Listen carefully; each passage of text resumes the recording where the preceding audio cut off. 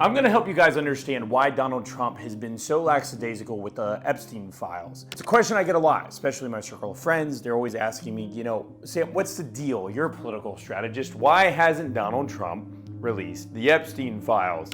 I was talking to a buddy last night over dinner, and we went to this amazing place in Palm Beach, and he said, Sam, I'm kind of disappointed with RFK Jr. and the health agenda because, take example, you can still buy Diet Coke with food stamps. And it's something so simple that we could get rid of, but that he hasn't. So yeah, we're getting rid of Red Dye 40, but what has RFK Jr. actually done? And I told him, I said, you have to understand the fact that people on food stamps vote. They are actually some of the most vested people in voting because they directly get something from the government. Anyone who receives something from the government is vested in how the government is operated because it directly impacts their life. I don't receive food stamps, so I don't feel that pressure, and neither did my friend who I was meeting with. So I said, RFK's goal is to create momentum and push the country in the right direction. Over time, if the Maha movement is successful in the next decade or two, if we're lucky enough to have it around,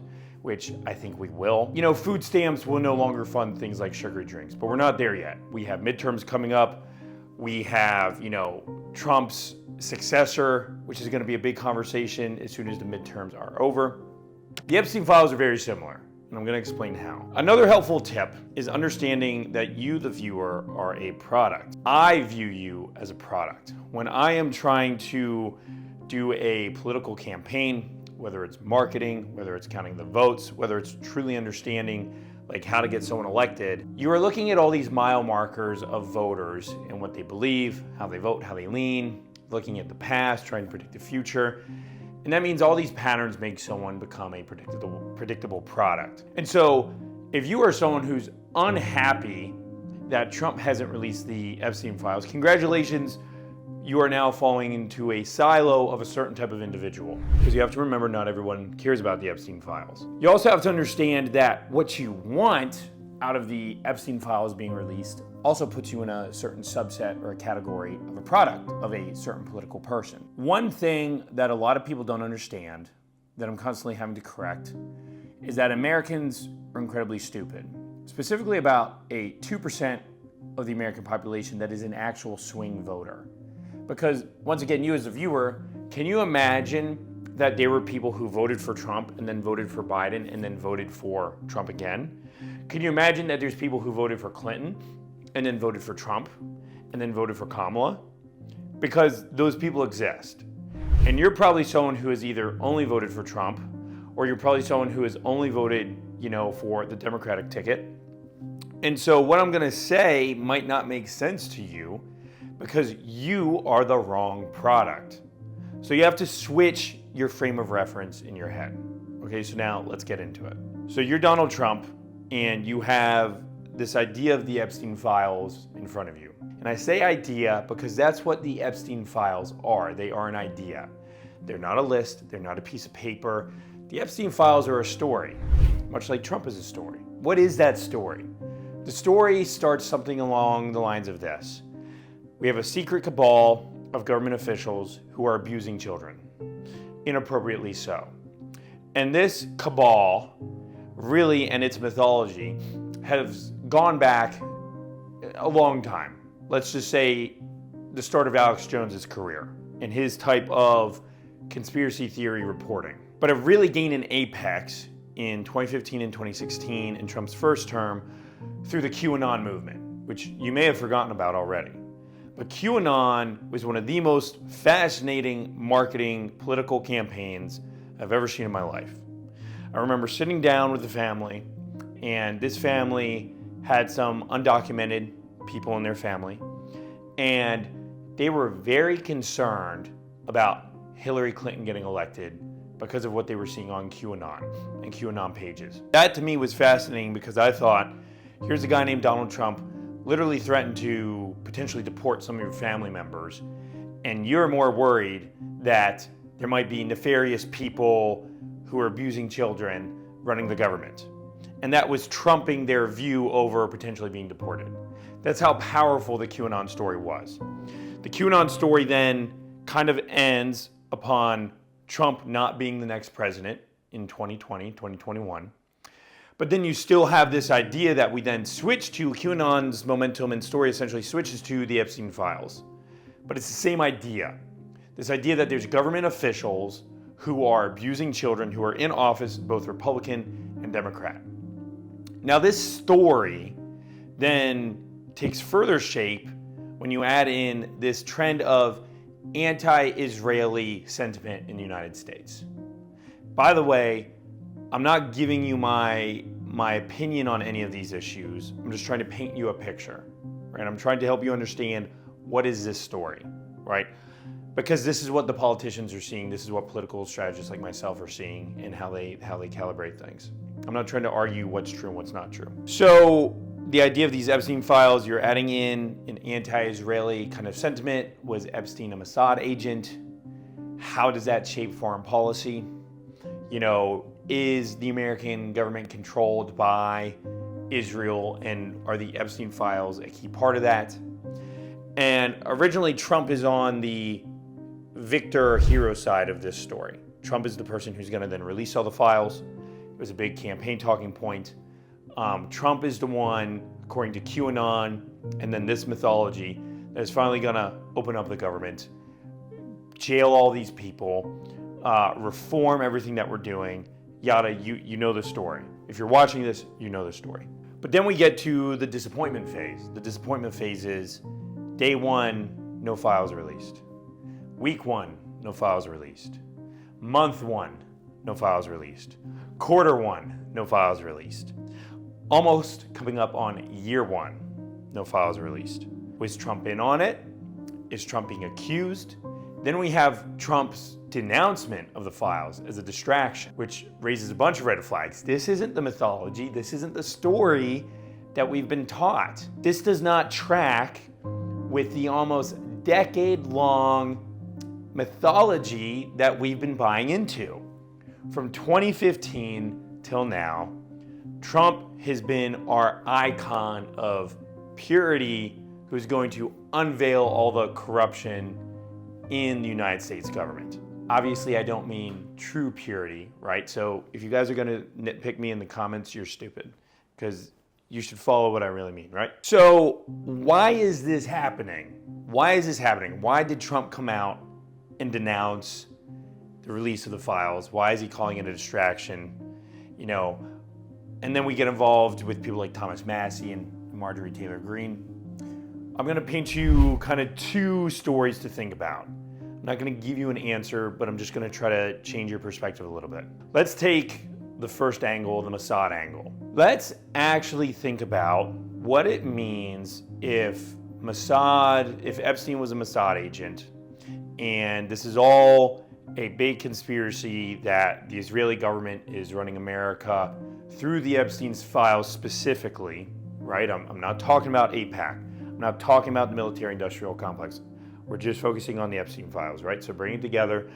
Let's approach it from the angle that the Epstein files are a tool of Mossad to control American politicians.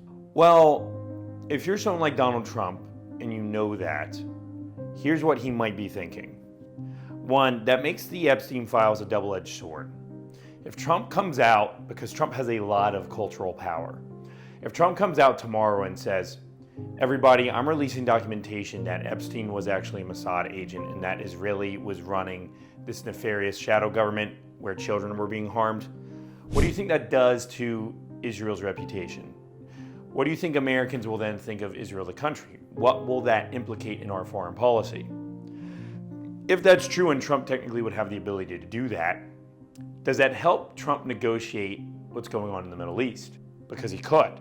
Is that at all tied to some of the things that he's been doing around Gaza, around Palestine, around the Abraham Accords? Could that be a double-edged sword? On the flip side, if Israel is this incredibly powerful shadow government that a lot of people espouse it to be, what would they do to Trump's circle if Trump threatened to release those files? For example, was Charlie Kirk an example of what might happen to anybody who decides to go against the trend of releasing these files, right? Like, you have to think all these events are connected.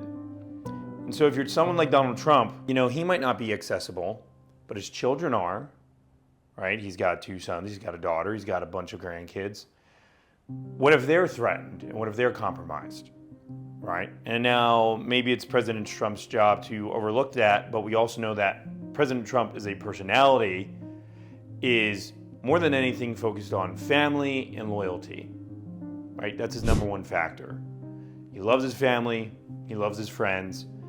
And so that could be, in that case, a reason why Trump is trying to quash these files, because his family members are directly threatened. But once again, and this is for a whole nother video, because I would argue that Trump is not controlled. See, this is my specific opinion that I'm interjecting here.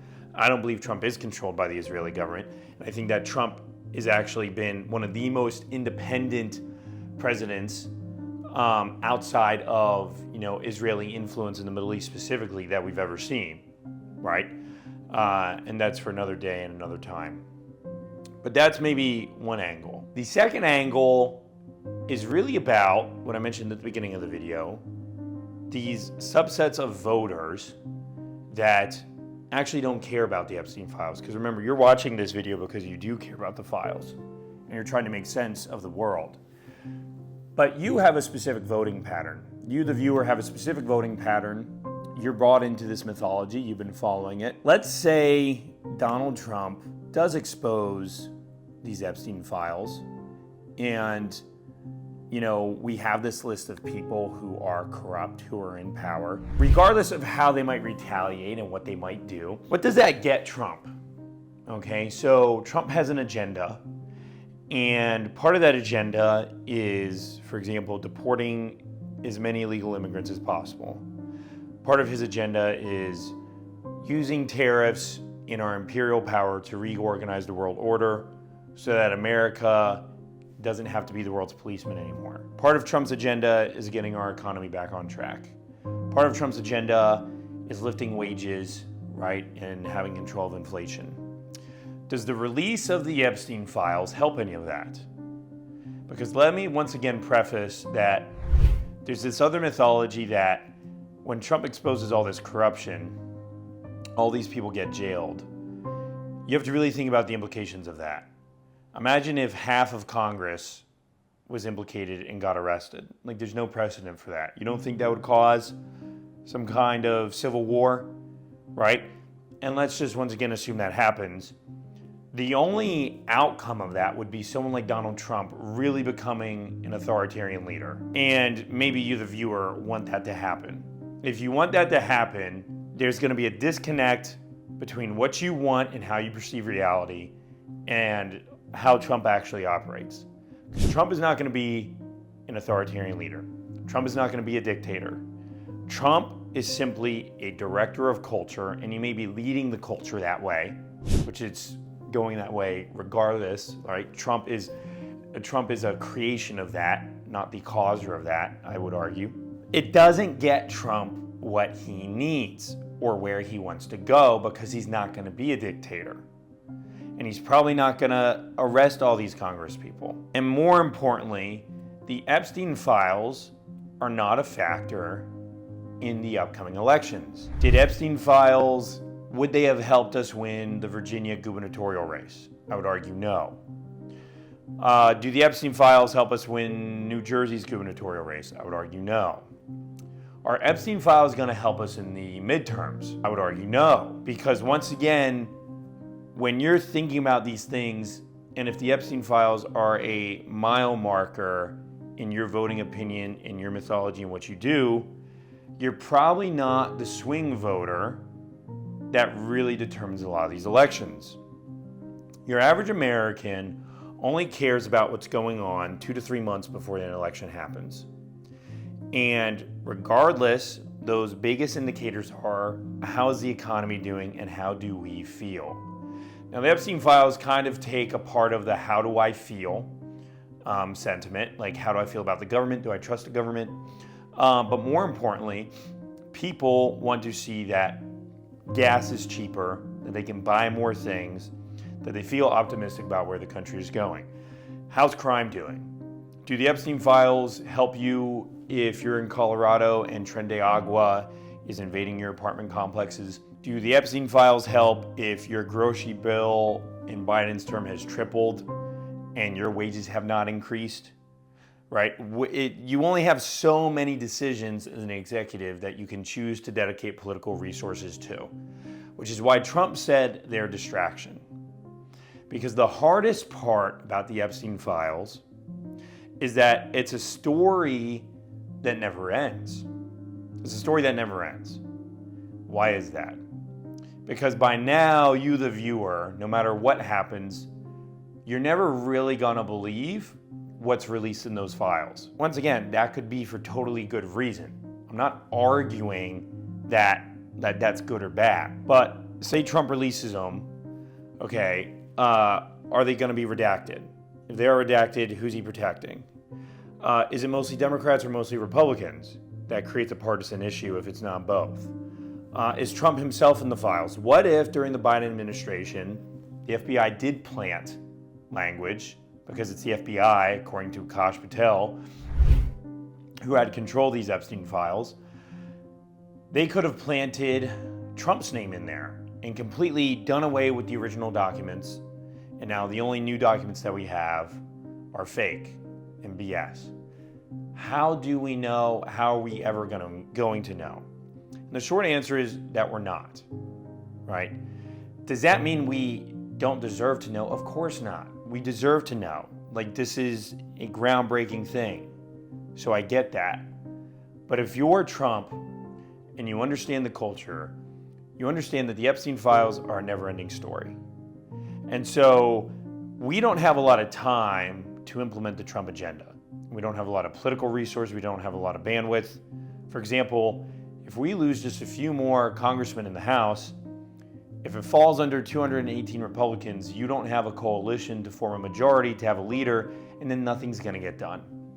If Republicans don't maintain the House in the 2026 elections, the agenda is completely done, right? It's only going to be by executive order, and then you're going to have to pray and hope that Republicans keep the presidency through someone like J.D. Vance. So the actual victory of the Epstein files, from Trump's perspective and from Trump's agenda's perspective, are kind of a waste of time. Unless Trump were to use the Epstein files to become a dictator, there's really not a lot of value. That probably pisses you off as the viewer, because you're going to create these stories in your head and say, well, if we just arrested these people and we did this and the whole government's garbage, then obviously, like, we would get what we want.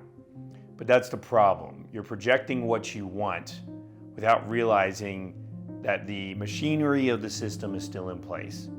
And maybe you want to, and maybe that's your goal. You're like, of course, I want to break the system. I want to break the machinery.